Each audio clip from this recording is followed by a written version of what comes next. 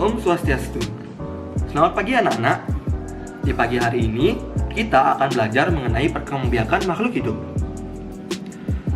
Setelah mempelajari materi ini, Bapak harap kalian memahami cara perkembangbiakan makhluk hidup ya anak-anak.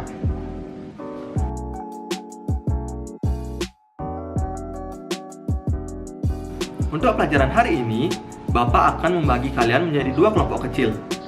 Untuk kelompok yang pertama akan membahas mengenai perkembangbiakan secara generatif, dan kelompok yang kedua akan membahas mengenai perkembangbiakan secara vegetatif ya anak-anak.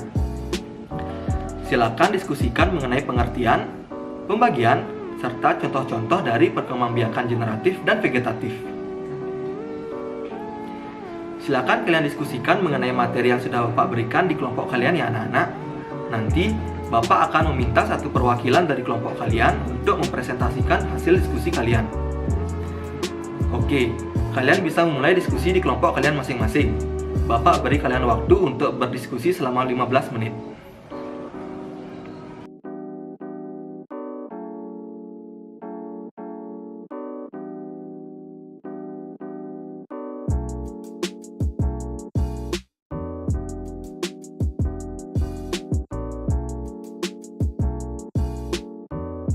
Baik, kelompok 1, apakah kalian mengerti dengan materi yang Bapak berikan?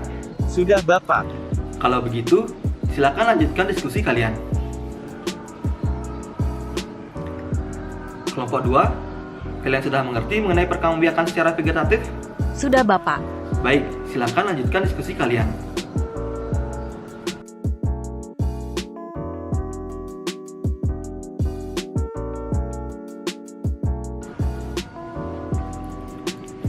Baik anak-anak, waktu kalian untuk berdiskusi sudah habis ya. Untuk perwakilan dari masing-masing kelompok, silakan bersiap-siap untuk presentasi ke depan kelas. Baik, untuk perwakilan dari kelompok 1, silakan presentasikan hasil diskusi kalian di depan kelas.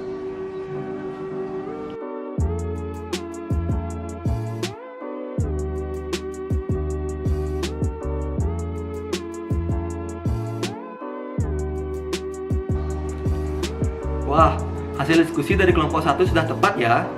Ayo, berikan tepuk tangan untuk kelompok 1 atas kerja kerasnya.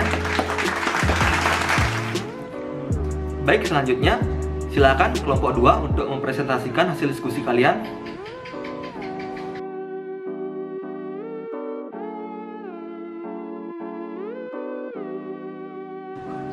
Tepat sekali hasil diskusi dari kelompok 2. Ayo, beri tepuk tangan untuk kelompok 2 anak-anak.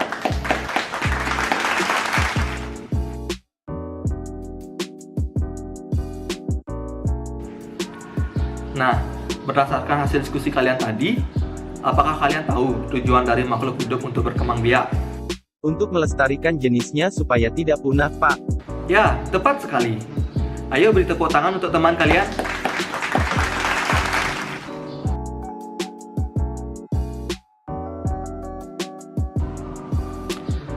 Baik, dari hasil presentasi dari kelompok 1 dan 2, apakah ada pertanyaan mengenai perkembangbiakan makhluk hidup?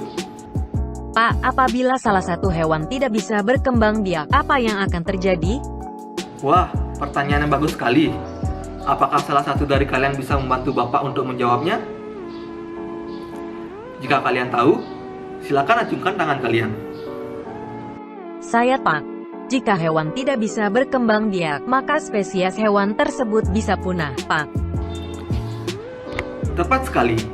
Jika hewan tersebut punah, apakah ada dampak yang terjadi? Mungkin akan berdampak pada ekosistem, Pak. Benar sekali. Jika salah satu hewan di sebuah ekosistem punah, maka hal tersebut akan berdampak pada keseimbangan dari ekosistem tersebut.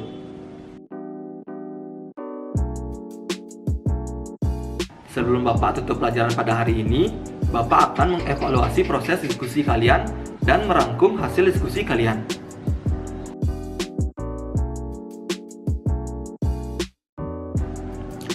Secara umum, proses diskusi yang sudah kalian lakukan sudah bagus. Tetap semangat dan tinggalkan terus ya anak-anak.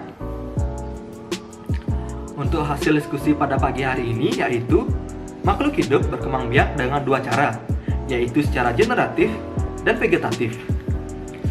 Perkembangbiakan secara seksual atau generatif juga sering dinamai sebagai perkembangbiakan secara kawin, di mana sel kelamin jantan atau spermatozoid bertemu dengan sel kelamin betina atau sel telur.